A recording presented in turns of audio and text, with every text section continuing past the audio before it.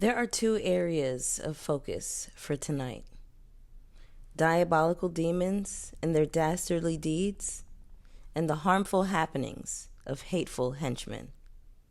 Let's chat. She just let me know, but they show no fish. Didn't say you found it, but she's still gonna hold on. Didn't say you found it, but she doesn't want.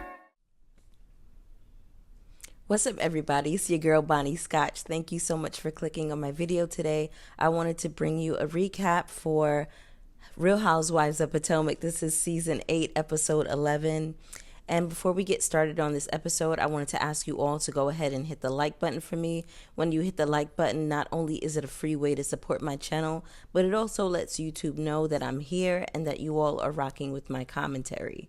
So YouTube starts to shoot my content out to an audience just like you, viewers who ordinarily would not get an opportunity to connect with my channel.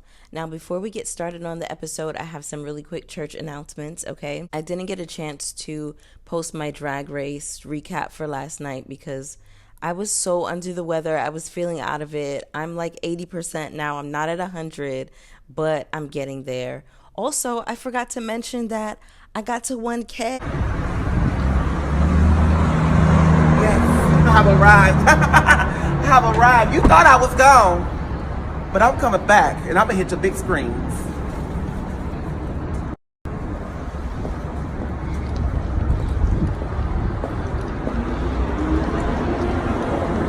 And I have you all to thank for that. I just want to thank you all so much, sincerely, from the bottom of my heart. Potomac is really what got my channel jumping. I mean, Bravo shows, period, but Potomac especially. And the crazy thing about Potomac is I watched one episode and I talked to my homegirl about it, and I was like, I don't know if I have the energy for these whores for this season. Like, I don't know if I'm gonna do it. And she was like, don't do it if you don't feel like it, whatever, whatever. But something in me was like, you know what? Just see how it goes. And then a few weeks later, here we are with a jump in channel. I was at like 200 something subscribers in the end of October, and now I'm at 1100 and it's January. So shout out to you all for tuning in, for showing my channel so much love, for not only hitting the like button, for dropping down in the comments with me and just listen. Anybody who comments or anybody who's been to the comment section knows how we get down. Like, we be going in down in the comments. Okay, so I just want to thank you all so much again. Okay, and here is to the road to 2000. It's crazy. The last time I checked, I think I need like 550 more hours, 50, 60. 550 hours to become monetized. So I'm very close. I'll probably end up getting there in the next week and a half or so. That is insane to me. Okay. I'm seeing these numbers a lot quicker than I originally expected. So again, I love you all. I thank you all. Scotch Bonnets, Bonnie Gang, Scotch Gang. We in here. We live. We strong. Period. All right. So let's go ahead and get on into this episode. So let's talk about the ghouls of Potomac and their henchmen, honey. All right, so we start this episode with Gizelle and Ashley. They are starting an athleisure line described as sexy and chic. Don't laugh. You can't laugh.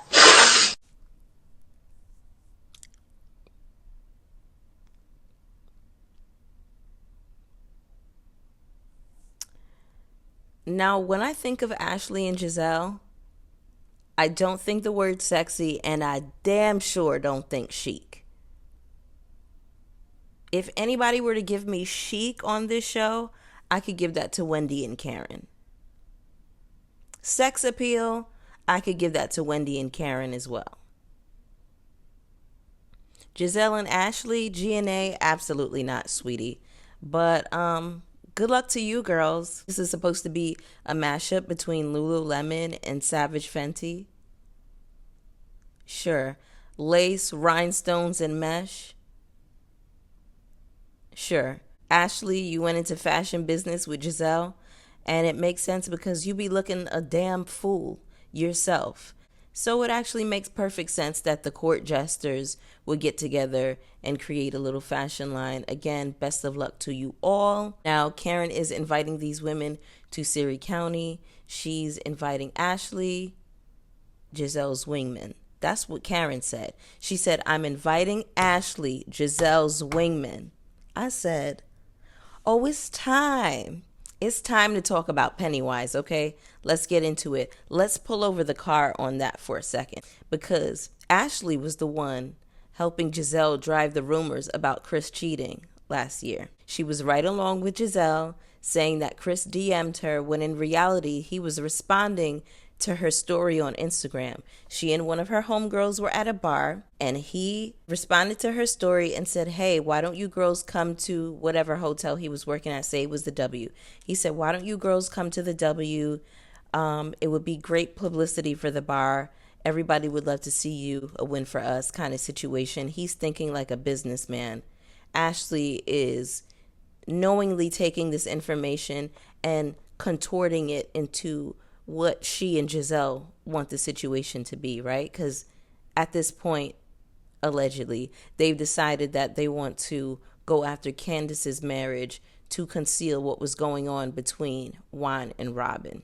This is the theory that we all have. Don't act like it's out of the realm of possibilities. She brought Deborah the bozo on the show. She tried to force Candace to talk to Deborah at an event, stirring the pot. Then at Candy's listening party or album release, whatever it was, she kept saying that she wanted to talk to Chris even though Candace asked her to leave her husband alone. And not only that, to top it all off, her husband is suing Candace for saying the same thing everybody's been saying. Candace said that Michael Darby leaves her to go and pay some man to suck him off. Meanwhile, Michael Darby has been telling us for years that he wanted to give Juan the Gawk Gawk 5,000. Not only that, if you all remember this, in season 5, whenever Monique viciously attacked Candace, do you all remember when Ashley had left the room when the fight actually happened, and then she went on to testify on Monique's behalf in court against Candace, and the case was thrown out? Do y'all remember that? Since we're talking about henchmen, shout out to Karen for calling it. She knows what it is. The audience knows what it is. But we supposed to act like we don't know. Sure. So we have Gizelle and Nneka in this next scene, and I found this to be incredibly awkward because I felt like there were times when Gizelle wanted to say something smart, but she had to catch herself. Did anybody else get that sense? Gizelle and Nneka are talking about this new house that she has. Gizelle asked what Karen had to say about it. Nneka said Karen tried to read her about, oh, this is North Potomac, not Potomac. Who even cares? Anyway, then they go outside. Gizelle continues to compliment her and her house. Nneka proudly said, oh, my space is Gizelle approved. Who is Gizelle that you need her approval? Why did you say that out loud? You know how everybody compares Gizelle or this cast to Spike Lee's movie School Days? This was definitely a big sister Gizelle moment. I don't know. It was just so weird and lame to see Nneka being like, oh, my place is Gizelle approved. Like you want your place to be approved by the tackiest motherfucker on the show? With her $900,000 teardown? Shout out to Candace. Gizelle has the worst taste, but you want her approval. I'm sorry. The chokehold that light-skinned, Smokey Robinson-eyed women have on y'all is really something to watch. It's pathetic. It is pitiful. Also, Charisse came to Nneka's house. Did you see how Charisse presented her with, I can't remember what it was, must have been a bottle of champagne and some flowers. Do you see how Charisse is a proper house guest? And she's walking into somebody's house and she doesn't come empty-handed, unlike tacky ass Gizelle? All right. All right, so Karen sends out 2 invites to Surry County. Gizelle was on the first invite and Gizelle denied the invitation. And that's when Karen sent the new invitation and included Nneka on it.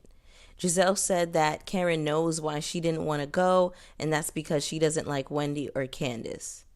What did Wendy do to you besides read you for trying to attack her and her family during season 6? Now, mind you, I didn't watch season 6. I just watched the reviews pretty much. And at that point, I was just over Potomac and how polarizing this particular franchise was. So I needed a break. And at that time was just around the time that I quit cable. So I was like, F this show. I wasn't watching it. Peacock wasn't around at that time. But it's my understanding that Wendy had to tap Gizelle on the shoulder and let her know that she's miserable, right? It's been 2 years and Gizelle's head is still spinning off of that read that Wendy had for her. Meanwhile, Karen has been reading you for years. You're a broken whore from Hampton University, and everybody knows it. And that's why we went to Sing Sing. You didn't see fit to ice her out. That's really interesting. Then they keep running back these clips of Candace saying that Gizelle has a white privilege looking ass. And I hate that they keep doing this because what they're doing is making it look as though Candace is attacking Gizelle unprovoked, when in reality, she and her husband were fighting essay allegations from Gizelle. They kept playing these clips out of context, and it's so obvious that production and Gizelle is working to have Candace removed from the show. They want Candace gone. We've already settled on that for this season. It's so clear to us, right? They want to make it seem as though Gizelle is receiving death threats because of what Candace said to her, when in reality, it was Gizelle's nasty behavior that landed her in this situation. Now, am I condoning death threats or the fandom acting absolutely unhinged towards these women or towards anybody on any show? Absolutely not. But never one time has Gizelle taken responsibility and accountability for the way she played a role in this situation. She never said, well, damn, maybe if I never accused my coworker's husband of trying to SA me and Deborah, maybe this would have never happened. She does not have that type of self-awareness about her. She's very, very dangerous, okay? And Gizelle is fully in her white woman bag. She's in her white woman era. She is letting her European ancestry take the wheel, and that's just what it is. The thing about Gizelle, she don't got no reads. She don't got no drags. She don't got no roasts and gags. She don't got no clapbacks for nobody. It's just very big call the cops energy, big go to HR energy, big I'm getting the manager energy, big I'm going to get production to go through your suitcase because I think that you're the one stealing my tequila on Ultimate Girls Trip, when in reality, all of these girls could afford tequila and don't need to steal your funky ass bottle. Shout out to Gizelle and her white woman era, honey. And what I wanted to say to wrap that up is that Candace is not responsible for an unhinged fandom and speaking her truth in the situation. You acting like Candace sick these people on Gizelle, when in reality is Gizelle's own nastiness and demonic and diabolical ways that landed her in this situation. And you all, not y'all, but a lot of people who have a Western understanding of the word karma and its intentions, according to y'all's understanding, this would be Gizelle's karma, right? That she created with her own lies and her own malintent. So I'm going to just leave it at that. And then you got Ashley, who's going along with it and bringing her friend onto the show to cook up this cock monkey devil scheme that y'all got going on. So we have the girls on the way to Surry County. We have Nneka in the van telling the women that she's having an unpacking party at her house. And she says passive aggressively to the group that she's having a party and she would love for them all to come. Everyone's invited. Wendy is just sitting there looking at her phone, and I don't blame her. Then you got Pennywise over in the corner stirring shit as per usual, asking Wendy, did you hear that she wants to invite you? And Wendy is like, I heard her, but y'all are missing steps in between. And Wendy is absolutely correct. Neck is going to say, oh, I was moved from my heart to invite you to my home. Bitch, who the fuck are you? Don't nobody give a shit about your invite. Oh, I invited you to my home. What is that supposed to mean to her? Is she supposed to give a damn? Like, are you the queen? Are you Beyonce? Like, who are you? Just sounding stupid all the time. When have Wendy and Nneka had a conversation outside of Nneka cussing her out and calling her mother a witch? Now all of a sudden you're inviting this lady to your house? Let's think about that for a second. Let's pause. If someone's mother did witchcraft on me, would I then be inviting their daughter into my home?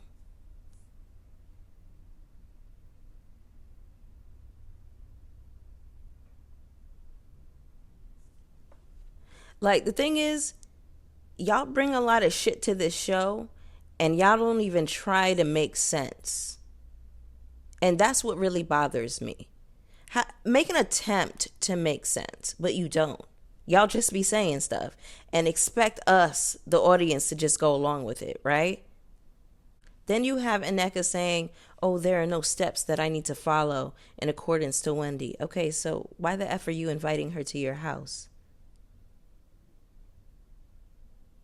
So this is the witty, intelligent, smart young lady that Gizelle alleges she wants to bring into the fold. She fits right into the group.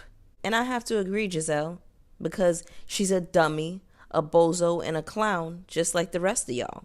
Excluding Candace, Wendy, and Karen, of course. Now, I love Karen, but Karen definitely got her ways about her, and we could go ahead and discuss that in another video, okay? I don't feel like tagging Karen in this episode, but we can always circle back to her. Then we have the women pulling up to Surry County.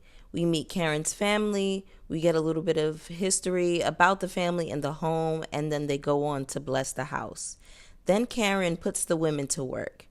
We get a scene where the women are having lunch, and Pennywise says that she's glad she was able to break the wishbone with Candace, blah, blah, blah, whatever. So she says to Nneka and Wendy, hopefully I paved the way for you two. And once again, she's just pressing this issue with these two women trying to get this shit started. And something I wanted to point out is that Ashley is a part of the reason for the division between Nneka and Wendy from the very first episode. She's not only the reason, but she's a big part of it because she did fan the flame between them when they were first introduced, bringing up this Osu business and whatever else. Ashley is now trying to play peacemaker when she was the main shit starter in the very beginning. Again, I'm tired of the cock monkey devil antics. I've had enough. The storyline for me has run stale. Then we have Wendy reiterating that there are steps between me going to her house. You don't just cuss me out, call my mama a witch, and then invite me into your home. It doesn't make sense. Nneka says, oh, well, you cursed at me. And it's like, no, girl, she cursed in conversation. She wasn't cursing at you or cursing you out. And you called her a bitch. And those are two different types of energy. Let's be serious here. Then your husband came and verbally attacked me and my husband, wanted to press him, raise up on him like he was going to do something. Nneka is supposed to be so smart, studied, witty. She's a lawyer. She's so intelligent, honey. But she doesn't get that she owes Wendy an apology for the way in which she treated her and talked about her mother. Once again, I think that this cocktail of prenatal pills and champagne, Nneka's going to have to put that down because it's really messing with your comprehension skills. That was the episode, you all. Let me know what you thought about this episode. Go ahead and drop down in the comments with me. You know I want to talk to y'all. Gizelle is really something else. Ashley is truly something else. I've been waiting for a while to tag Ashley. What are we? 11 episodes in? Ashley, you should have got tagged at like episode 5 for your shenanigans, because you really been in the middle of a lot of shit, but you don't get called out for it. You just throw the rock and go run off. You throw the rock and you hide your hand. But anyway, that was the episode, y'all. Go ahead and hit the like button for me on the way out, and I will see you for the next one. Peace. I've been all in my phone, I got options, and I don't wanna tell you to drop it, but I don't wanna play your fair, yeah. Something that makes me look at you